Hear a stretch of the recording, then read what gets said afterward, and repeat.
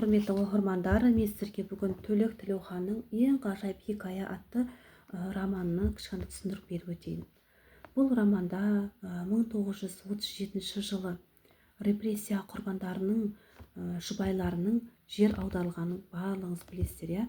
Сол жұбайының басынан кешкендері, яғни сол жаңағы репрессияның алдындағы ғұмыр кешкен кезі, яғни тұрмысқа шыққаны, балалы болғаны, бұл сатыға дейін қандай қиындық көргені, бұл романда Баршын деген қыздың өмірбаяны айтылады.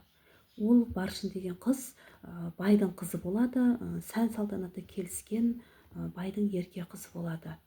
Содан әкелері жер аударылып кеткен кезде, бұл шешесі екеуі басқа елге түйіншектен түйіп, алтындарын барлығын түйіншектен түйіп, әр жерге тігіп, қоныштарының жамылатын көрпелеріне дейін арасына алтындарын тығып, солай елден кетеді. Бұл Баршынның ағасы оқуда жүрген кезде, яғни белсенді жастар болған ол кезде, сол белсенді жас кезінде ағасында түрмеге қамап тастайды.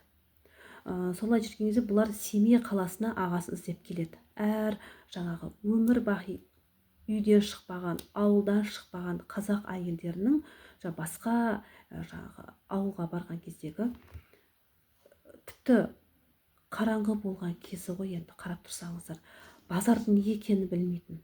Солай сатылап жүріп бір конторға келеді. Үлкен қала ғой, Семей, білесіздер, конторға келген кезде жұмыс іздеп келеді. Ең болмаса бізге еден жуатын жұмыс болса да бізге жарайды деп, солай жұмыс істеп жүрген кезде бір күні бұны бір жас жігіт көріп қалады. Қайта түріне қараған кезде, бұл сіздер Баршын мен менің шешесі емессіз ба дегенде, я, бізді қайдан танисың дегенде, бұл бала Баршынның ағасының жолдас баласы болған екен. Сіздердің суреттеріңізді көрдім, мен танып тұрмын деп, соның үйіне алып келіп, біраз уақыт өткеннен кейін бұл бала мен қыздың арасындағы сезім ұшқындайды. Солай баланың досы, яғни Баршынның ағасы түрмеден шығып, барлығы бастары қосылып, солай ол бала да үйленеді. Мынау жас жігітте Баршынды алып тату өмір сүреді. Солай балалы шағал болады, яғни бір баласы болған кезде екеуінің де балдары болады. Солай 37 жылы бұны түрмеге тоғытады. Солай барып жүрген кезде, түрмеге барған кезде кіргізбейді. Сол сыртынан жүрген кезде бір әйел қолына қағаз қыстырып кетеді. Қағаз жай былай ашып қарса, сен бекерге бұл жерде тұрма, олар бұл өмірде жоқ деген жазу жазып кеткен екен.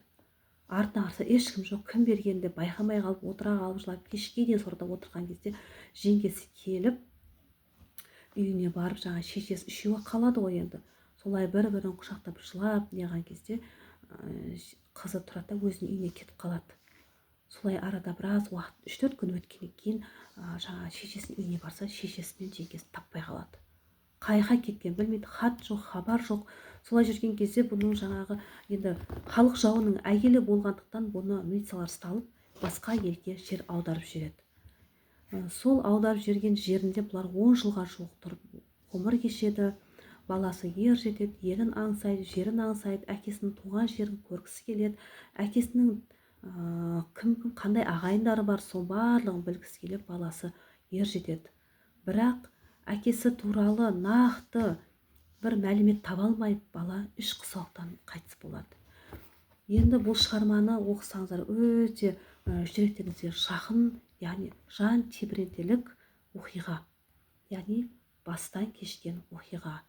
Егер де оқуларыңыз келсе, кітапты алып оқуларыңызға болады. Егер де тағы да қызықты мәлімет белгілеріңіз келсе, менің каналыма тіркеліп, лайк басып, комментарий жазыңыздар. Көп рахмет сіздерге.